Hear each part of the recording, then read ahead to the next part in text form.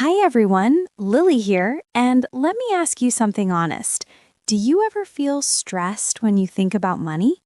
Hey friends, I'm David, and wow, Lily just asked the question that probably keeps half the world awake at night.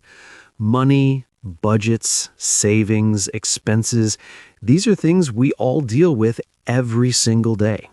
That's so true. And here's the interesting part. Talking about money in English can feel even more challenging because it involves numbers, specific vocabulary, and sometimes sensitive topics that make people uncomfortable. Exactly. But here's the good news. Today, we're going to teach you how to talk about money, budgets, saving, spending, and financial goals in clear, natural English that you can use in real life. Whether you're talking to friends about splitting a bill, discussing your salary at work, planning your budget, or just chatting about shopping and expenses, you'll learn everything you need today. Before we dive into this super practical topic, I want to ask you something. If you're serious about speaking English confidently in real-life situations, hit that subscribe button right now. Yes, please. We create helpful lessons every single week, and subscribing means you'll never miss out on practical English that actually matters in daily life. All right, Lily, I have to ask you something personal. Are you good with money, or do you struggle with budgeting and saving like so many people do? Oh, that's such a direct question, but I'll be honest, I used to be terrible with money. When I first started working, I would spend my entire paycheck within 2 weeks and then struggle for the rest of the month. Really? What changed? Because you seem pretty responsible with money now, from what I can tell. Well, I hit a point where I realized I had no savings at all, and that scared me. I thought, what if I have an emergency? What if I lose my job? What if something unexpected happens? So I decided to learn about budgeting and actually stick to it. That's so relatable. I think many people have that wake-up moment where they realize they need to take control of their finances. Was it hard to change your spending habits? It was incredibly difficult at first. I was so used to buying whatever I wanted whenever I wanted it. Saying no to myself felt really uncomfortable and frustrating. But after a few months, it became easier and even felt empowering. Empowering. That's such a great word for it. When you control your money instead of your money controlling you, it really does feel powerful. What specific changes did you make to your spending habits? The first thing I did was track every single expense for 1 month. I wrote down absolutely everything I spent money on, even small things like coffee or snacks. And I was shocked by how much money I was wasting on unnecessary things. That tracking method is so eye-opening. Sometimes we don't realize where our money actually goes until we see it written down in front of us. What did you discover about your spending patterns? I discovered I was spending almost $300 a month on eating out and takeout food. I couldn't believe it. That's when I realized if I cooked at home more often, I could save so much money each month. $300? That's significant. And cooking at home is usually healthier too, so you get multiple benefits. Did you make any other changes besides cooking more? Yes, I also created a realistic monthly budget with specific categories: rent, groceries, transportation, entertainment, savings. Having those clear categories helped me see exactly how much I could spend in each area without going over. That's so smart and organized. I think a lot of people avoid budgeting because it sounds restrictive or boring, but it's actually really freeing when you know exactly what you can afford. Exactly. A budget isn't about restricting yourself, it's about making conscious choices about where your money goes instead of wondering where it all disappeared to at the end of the month. I love that perspective. Now, before we continue, if you're learning something useful already, please hit that like button. It really helps us reach more English learners. Thank you so much. Now, let's start learning how to talk about money and budgets in English. We'll begin with basic vocabulary about money. Perfect. Let's start with income. You can say, my monthly income is $2,000. Income means the money you receive, usually from working. Or, I have multiple sources of income. This means money comes to you from different places, maybe your job, a side business, investments, or other sources. You can say, my expenses are higher than my income. Expenses means the money you spend on things you need or want. If expenses are higher than income, you're spending more than you earn. Or, I need to reduce my expenses. This means you want to spend less money and cut back on things that aren't necessary. You can say, I'm trying to save money each month. To save money means to keep it instead of spending it, usually putting it in a bank account for future needs or goals. Or, I'm building up my savings. Savings refers to the money you've saved over time. Building it up means making it grow larger. Now let's talk about budgeting specifically. You can say, I created a monthly budget. A budget is a plan for how you'll spend your money. Or, I stick to my budget. To stick to something means to follow it consistently without breaking the rules you set for yourself. You can say, I went over budget this month. Going over budget means you spent more than you planned to spend. Or, I stayed within my budget. This means you successfully spent less than or equal to the amount you planned. These are fundamental phrases. Now let's learn how to talk about different types of expenses and spending categories. Great! You can say, my biggest expense is rent. Rent is the money you pay each month to live in an apartment or house that you don't own. You can say, my rent takes up half of my income. Takes up means uses or consumes. This phrase shows what percentage of your income goes to one specific expense. You can say, I spend too much on groceries. Groceries means food and household items you buy at the supermarket. You can say, I'm trying to cut back on eating out. To cut back means to reduce or decrease. Eating out means going to restaurants instead of cooking at home. You can say, transportation costs are expensive in my city. Transportation costs include things like gas for your car, bus or train tickets, or ride-sharing services. Or, I have fixed expenses and variable expenses. Fixed expenses stay the same each month, like rent. Variable expenses change each month, like groceries or entertainment. Excellent distinction. Now let's learn phrases about saving money and financial goals. You can say, I'm saving for a vacation. This means you're putting money aside with a specific goal in mind, in this case, a trip. Or, I'm building an emergency fund. An emergency fund is saving specifically for unexpected problems like medical bills, car repairs, or job loss. You can say, I try to save at least 10% of my income. This shows you have a specific savings target based on a percentage of what you earn. Or, I put money into savings before I spend on anything else. This is called paying yourself first. You prioritize savings before other expenses. You can say, I'm saving up for a down payment on a house. To save up means to accumulate money over time. A down payment is the initial large payment you make when buying something expensive like a house. These are such practical phrases. Now let's practice a real dialogue about discussing a budget with a roommate or partner. Perfect. This is a very common real-life situation. I'll be person A, suggesting we need a budget, and you be person B. Ready? I'm ready. Go ahead. Hey, Lily, can we talk about our household finances?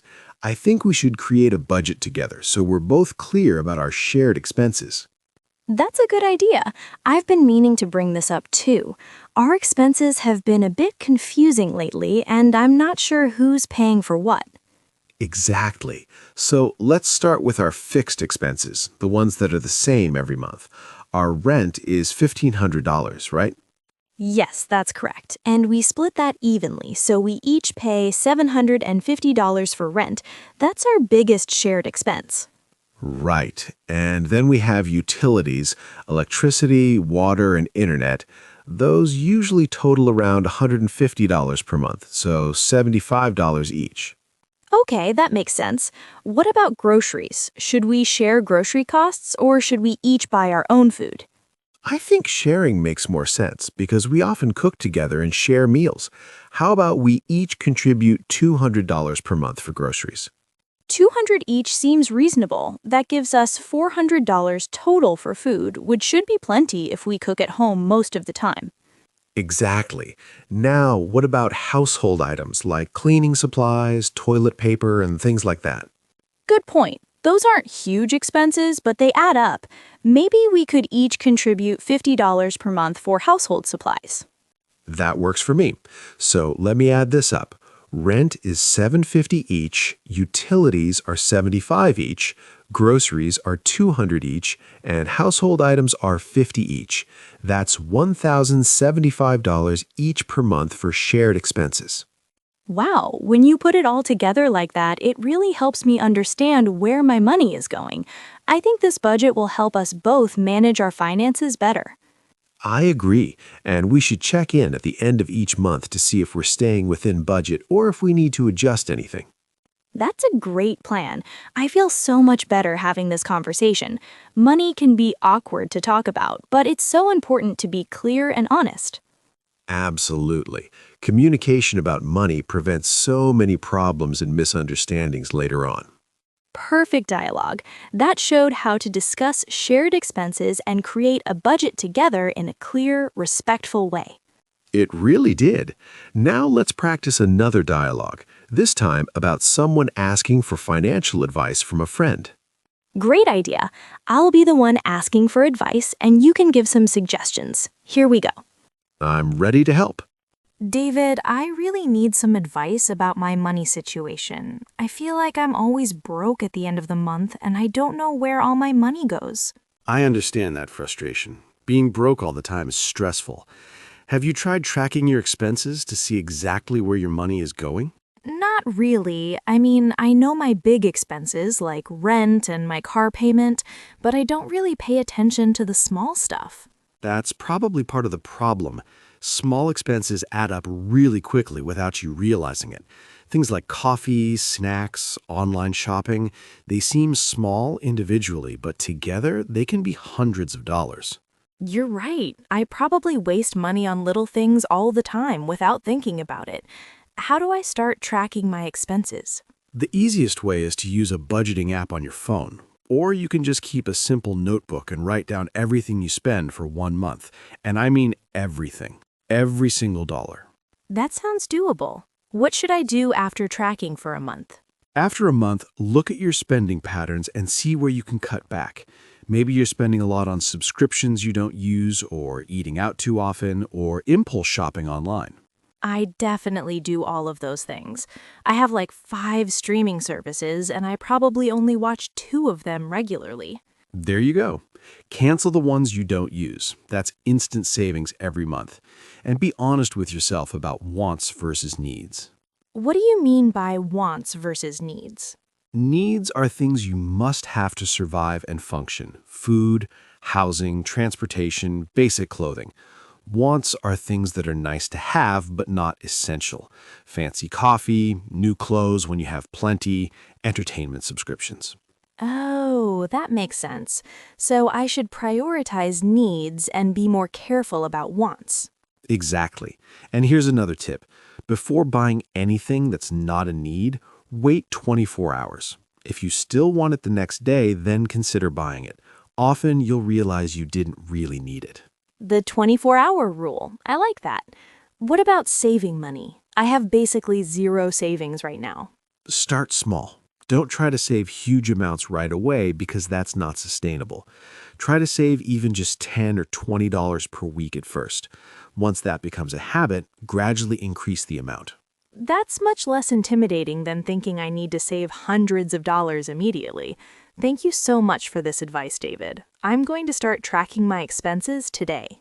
You're welcome. And remember, changing money habits takes time. Be patient with yourself and celebrate small wins along the way. Excellent advice throughout that dialogue. Now, before we continue, please subscribe if you haven't already. We're here every week with practical English lessons. Yes. Now, let's go through important vocabulary words related to money, budgeting, and finances. Perfect. First word, budget. A budget is a plan for how you will spend your money over a specific period, usually a month. It helps you control spending and reach financial goals. Example, I created a detailed budget that includes all my expenses and savings goals so I can manage my money better. Great. Next word, expense. An expense is money spent on something. It's the cost of something you buy or pay for. Example, my biggest monthly expense is rent, followed by groceries and transportation costs. Perfect. Next word, income. Income is money that you receive regularly, usually from working, but it can also come from investments, business, or other sources. Example, my income increased when I got a promotion at work, so now I can save more money each month. Excellent. Next word, save/savings. To save means to keep money instead of spending it. Savings refers to the money you've accumulated over time by not spending it. Example, I'm trying to save 20% of my income every month, and my savings account is finally growing. Great. Next word, spend. To spend means to use money to buy things or pay for services. It's the opposite of saving. Example, I spend too much money on clothes and entertainment, so I'm trying to be more mindful about my spending habits. Good example. Next word, afford.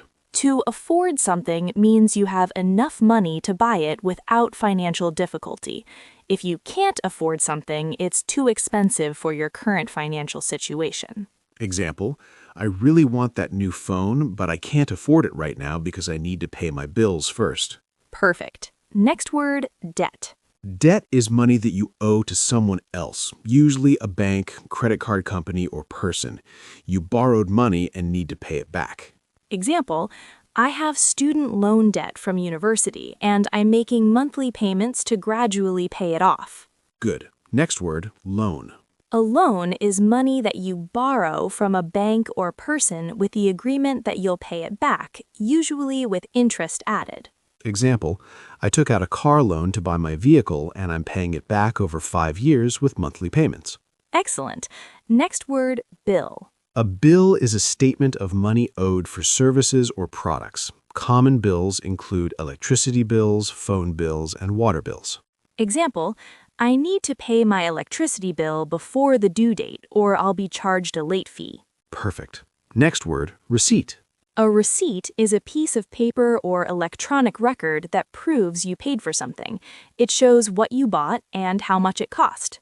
Example, I always keep my receipts for expensive purchases in case I need to return something or for tax purposes. Great. Next word, account. An account is an arrangement with a bank where they hold and manage your money. Common types include checking accounts and savings accounts. Example, I have 2 bank accounts, one checking account for daily expenses and one savings account for long-term goals. Excellent. Next word, withdraw. To withdraw money means to take money out of your bank account. You can withdraw cash from an ATM or bank. Example, I need to withdraw $50 from the ATM before going to the market because they don't accept cards. Perfect. Next word, deposit. To deposit means to put money into your bank account. It's the opposite of withdraw. Example, I deposited my paycheck into my checking account as soon as I received it. Good. Next word, invest. To invest means to put money into something with the expectation that it will grow or increase in value over time, like stocks, real estate, or a business. Example, I'm learning about investing so I can grow my wealth over time instead of just keeping all my money in a basic savings account. Excellent. Last word, financial. Financial is an adjective that relates to money and finances. It describes anything connected to managing, earning, or spending money. Example, I'm working on improving my financial health by creating a budget, reducing debt, and building my savings. Perfect. Those vocabulary words are essential for any conversation about money and finances. Now let's review what we learned today. Yes, we covered so much practical information. Let's go through the main points. First, we talked about personal experiences with money management and the importance of tracking expenses and creating budgets. We learned basic phrases for talking about income, expenses, savings, and budgets in natural English.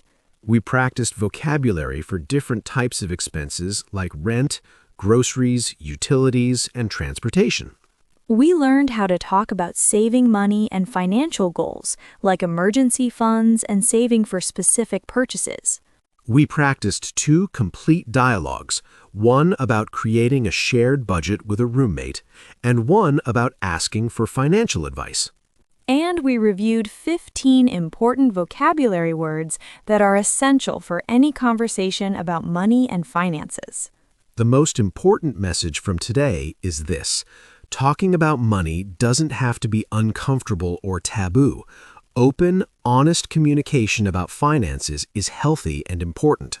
Whether you're discussing shared expenses with roommates, asking for advice, negotiating salary, or just chatting about shopping, you now have the vocabulary and confidence to do it in English.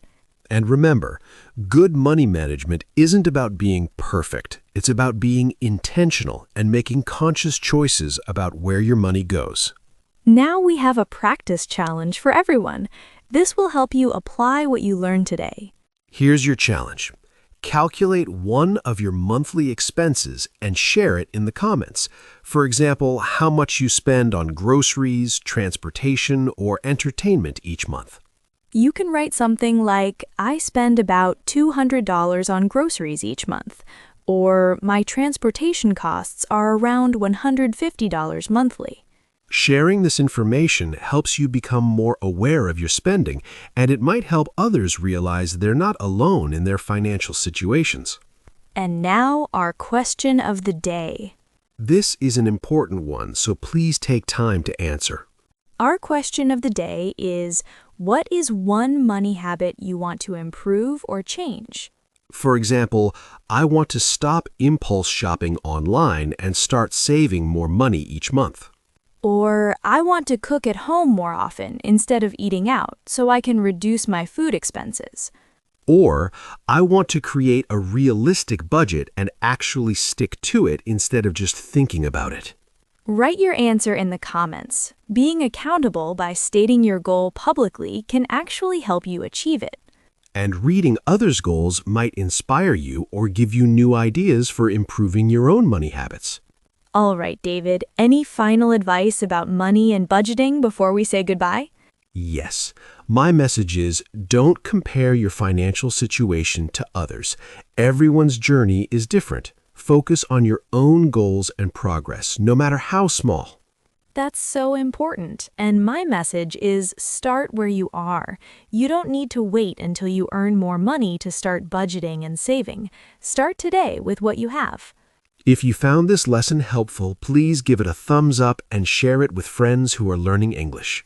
And subscribe to English Talking Practice. We're here every week helping you speak English confidently about real-life topics. Thank you for learning with us today. Money is such a practical topic, and now you can talk about it clearly in English. Remember, financial literacy is important in any language, and now you have the English vocabulary to discuss it. Take care of your finances, be intentional with your money, and don't be afraid to have honest conversations about budgets and expenses. See you in the next video. Until then, spend wisely and save consistently. Goodbye, everyone. May your budget be balanced and your savings grow.